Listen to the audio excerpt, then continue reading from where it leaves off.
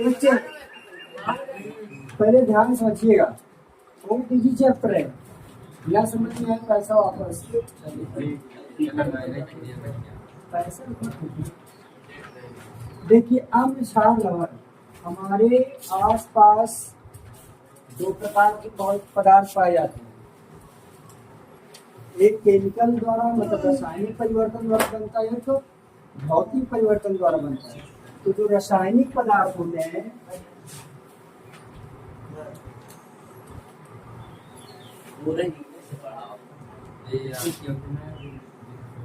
शांति बना कर रखिएगा।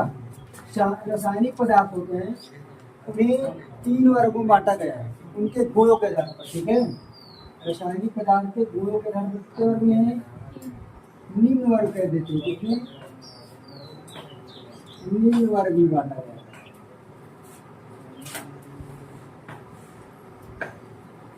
विभाजित किया गया है। अब निम्न वर्ग मतलब होता है 1 2 3 4 5, तो बहुत सारे। तो अगर हम लोग पहला नंबर क्या ले लें? अम्ल। दूसरा नंबर क्या ले लें? क्षार। तीसरा नंबर क्या ले लें? लवण। चौथा नंबर क्या ले लें? उदासीन। चौथा नंबर क्या है? ये चौथा नंबर है ना। चौथा नंबर क्या ले लें? चौथा पांचवा है वो। चौथा नहीं, चौथा और पांचवा। ये क्या हो गया? गर्मी। देखिए अम्ल, क्षार, लवण, उदासीन और उभयधर्मी 5 प्रकार के कंपाउंडों को हम लोग अध्ययन करें इस पूरे चैप्टर में। अभी तक तुम लोगों ने कहीं पढ़ा हो कि 3 प्रकार में क्षार और लवण, ये उदासीन और उभयधर्मी आया कहाँ?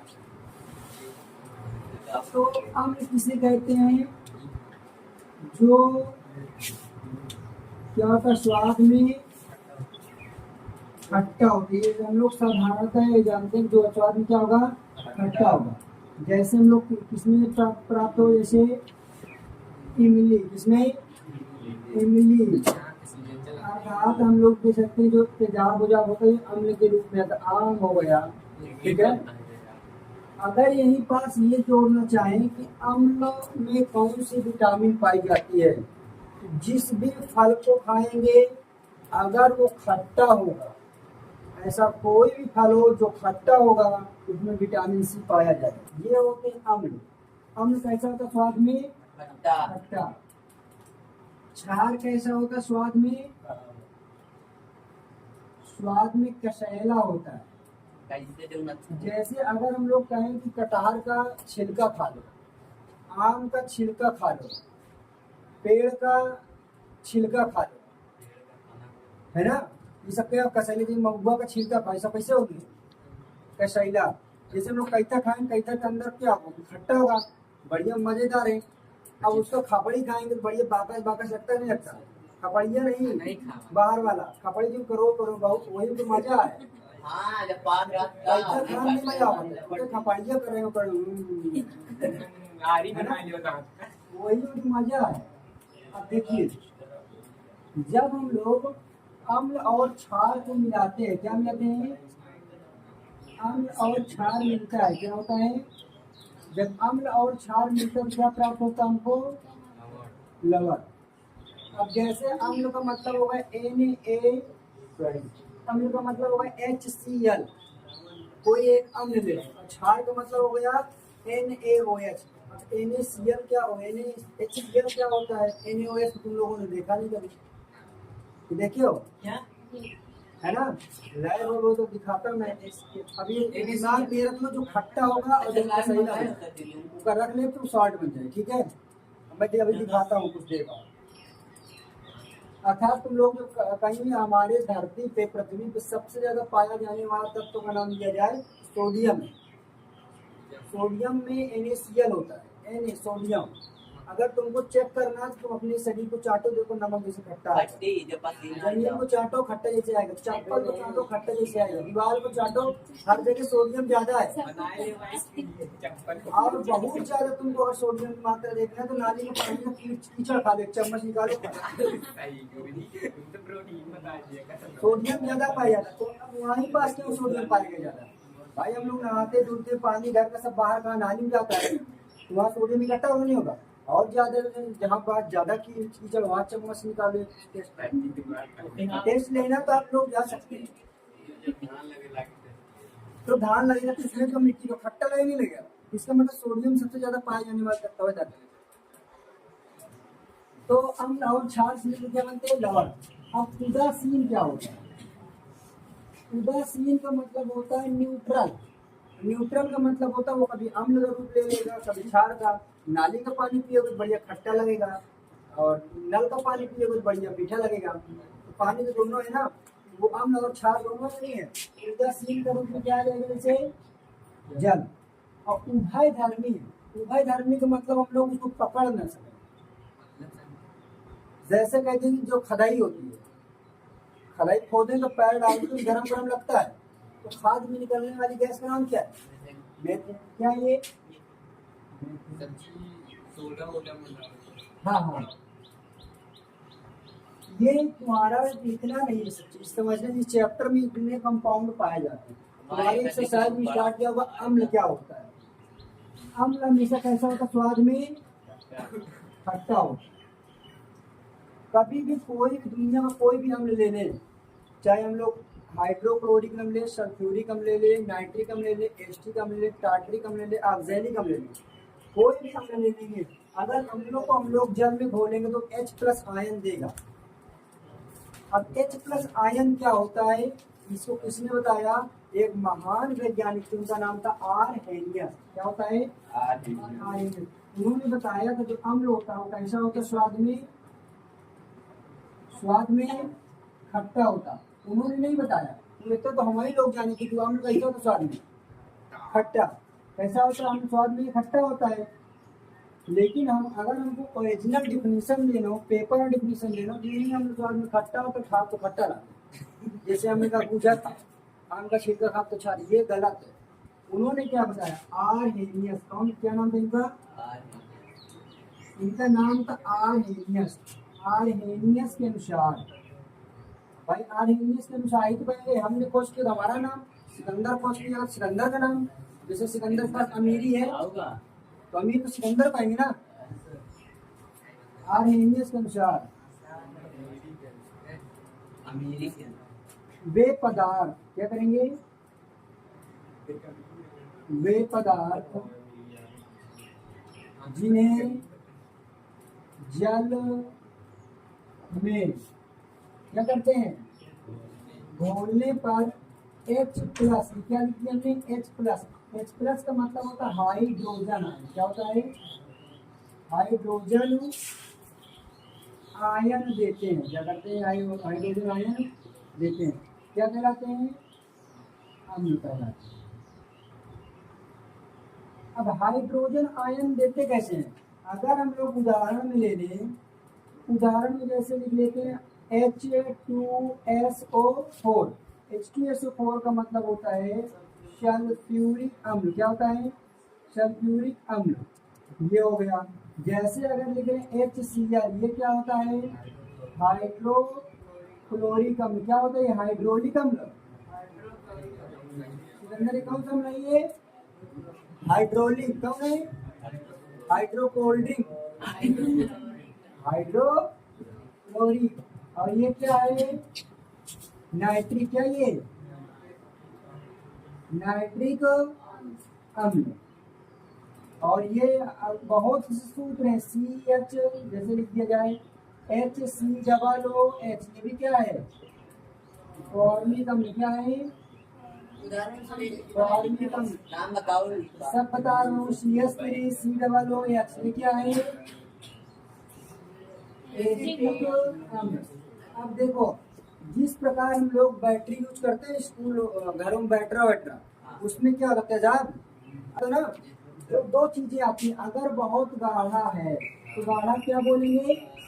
चंद्र। अगर हल्का है तो हल्का क्या बोलेंगे? तनु। जैसे हमने बताया था कि जैसे हम लोग चीनी की शीरा है, तो चीनी की शीरा पहले किस रूप में है? गाढ़ा है। तो गाढ़ा है तो क्या कहेंगे? तन। उसमें हमने पानी मिलाया, फिर हमने क्या किया? गिलास में पिया, तो क्या हो गया? तन। तो क्या हो गया? हल्का। तो जो बैटरी में अम्ल होते हैं H2SO4 का प्रयोग करते हैं, तो हल्का तनु हाइड्रोक्लोरिक अम्ल, तनु H2SO4, तनु नाइट्रिक अम्ल का प्रयोग करते हैं बैटरियों में। फिर उसके बाद एक COOH, ये फार्मिक अम्ल होता है। ये फार्मिक अम्ल अगर तुम लोग तो कहीं देखना चाहो तो तुमने चींटी में चीनी में लाल चींटी देखा नहीं देखा? चीनी में लाल चींटी। हाँ, चीनी में लाल चींटी पड़ती, काली बहुत कम मात्रा में पड़ती है, जिसे वो चिकनगुनिया है ना। अगर उसमें देखना तो फार्मिक अम्ल लाल चींटी में पाया जाता है। चीनी को लेना, उसमें लाल चींटी भर जाए तो फिर धूप में रख देना, चींटी क्या हुई? हट जाएंगी। फिर उस चीनी का खाना तुमको टेस्ट बदल जाएगा, खट्टा खट्टा हल्का लगेगा। खाना चीनी खाना तब पियोगे तो वो मीठा हो जाएगा, तो जब खाओगे तो खट्टा खट्टा लगेगा। इसका मतलब फार्मिक अम्ल किसमें पाया जाता? लाल चींटियों में। एस्टिक अम्ल सिरका में पाया जाता है। सिरका देखो तुम लोग, विनेगर जो हम चाउमीन में डालते हैं ना व्हाइट कलर का, उसमें एस्टिक अम्ल पाया जाता है। वो सिरका होता है, उसके अंदर एस्टिक अम्ल पाया जाता है, ना कि वही एस्टिक अम्ल है। समझ में आया? सिरका में क्या पाया जाता है? एस्टिक अम्ल। ये नहीं कि चींटी एक फार्मिक अम्ल है, चींटी में फार्मिक अम्ल पाया जाता है। समझ में आया? तो हमेशा जो चीजें खाती है नाइट्रिक अम्ल, ये तीनों बैक्टीरिया तेजाब है। अधिकतर तुम लोगों ने क्राइम सुना होगा, अधिकतर तुम लोगों ने ये सुना होगा कि दिल्ली में आज 4 युवक ने एक लड़की पे हमला किया तेजाब से। सुना क्या? सुना? वही तेजाब होता है, बहुत डेंजर होता है। अगर पा जाए तो पूरा रेड कर देता है। लड़कों को सोचना चाहिए, चीजें बहुत नहीं करना चाहिए भाई। लड़की बेचारी लाइफ खराब हो, सोचोगे अगर तेजाब पड़ जाए तो पूरा जल जाता है, उनका पूरा धज्जियां उड़ जाती है, उनकी जिंदगी खराब हो जाती है। यहाँ पर बोला वे पदार्थ जिन्हें जल में घोलने पर H+ आयन देते हैं, ठीक है। ऐसे पदार्थ जिन्हें जल में घोलने पर H+ आयन देते हैं, पता कैसे चलेगा? तो जो हमेशा जैसे हम लोग अगर चाहे तो H2SO4 क्या है? H2SO4 है। अगर H2SO4 को हम लोग घोलेंगे, क्या करेंगे? इस चिन्ह को बोलते हैं उभयधर्मी या उत्क्रमणीय। उत्क्रमणीय का मतलब होता है बर्फ से जल का बनना, जल से बर्फ बनना। मतलब ये दोनों आपस क्या हो रहे हैं? बर्फ को ठंडा गर्म करेंगे जल बनेगा, जल को ठंडा करेंगे बर्फ। ये प्रक्रिया मतलब H2SO4 को हम लोग जब जल मिलाएंगे, ये H+ आयन अलग हो जाएगा। यहाँ कितने हाइड्रोजन है? 2। तो HSO4 क्या हो जाएगा? माइनस अलग हो जाएगा। समझ में आया? उसी प्रकार जैसे अगर हम लोग HCl को, जब HCl को जल में मिलाएंगे तो ये वाली चिन्ह लगेगा, तो इसमें भी H+ आयन अलग हो जाएगा और Cl- आयन अलग हो जाएगा। उसी प्रकार बोलो, Cl में माइनस ना लगाए ना। HNO3 प्रतिबंध बता रहा हूँ, HNO3 को H+ बदल जाएगा और NO3- बदल जाएगा। सब तुरंत बता रहा हूँ, थोड़ा धैर्य लगा के। H+ आयन होगा और COO H- आयन होगा, ये होता है ऐसे HCOO-, ठीक है। और यहाँ भी क्या होगा? CH3 COOH, इसको भी हम लोग क्या करेंगे? जल मिलाएंगे, H+ आयन हो जाएगा और CH3 इधर देखो Cl- में क्या होता है, ठीक है। क्वेश्चन पूछने के बाद क्वेश्चन पे टारगेट मारो, हमको पूछने का विंडो देखते हैं। समझ में आया? कोई सिलेंडर की जैसे हाल होगी, जल का कलर क्या होता है? पानी और नाड़ी का कलर कुछ नहीं होता है, जहाँ जाती है उसी मिल जाती है। तो देखिए अगर हम लोग पहले चुप चुप चुप चुप, हाइड्रोजन 1 नंबर पे आता है, इसकी इलेक्ट्रॉनिक विन्यास 1s1 होता है। 1s1 कैसा होता है? मैं तुमको बहुत स्टार्टिंग बताया था कि जब किसी तत्व का इलेक्ट्रॉनिक विन्यास करते हैं उसे हम लोग कोषों में बांटते हैं, पहले कक्षक, दूसरे कक्षक, तीसरे कक्षक। उसे के कोष, F K L M N कोष बोलते हैं, बोलते हैं। के कोष में 2 इलेक्ट्रॉन, L में 8 इलेक्ट्रॉन, M में 18, N में 32। इसी प्रकार कोष को भी बांटा गया उसके अंदर उप कोष में, तो बोला गया S P D F। तो S कोष में कितने इलेक्ट्रॉन होते हैं? 2। P में 6, D में 10, F में 14। इसी प्रकार 1s1 तो हमेशा जो हाइड्रोजन होता है वो एक इलेक्ट्रॉन त्यागता है, इसलिए क्या होता है इसमें हमेशा प्लस। और क्लोरीन कितने नंबर पे आता है 17 पे।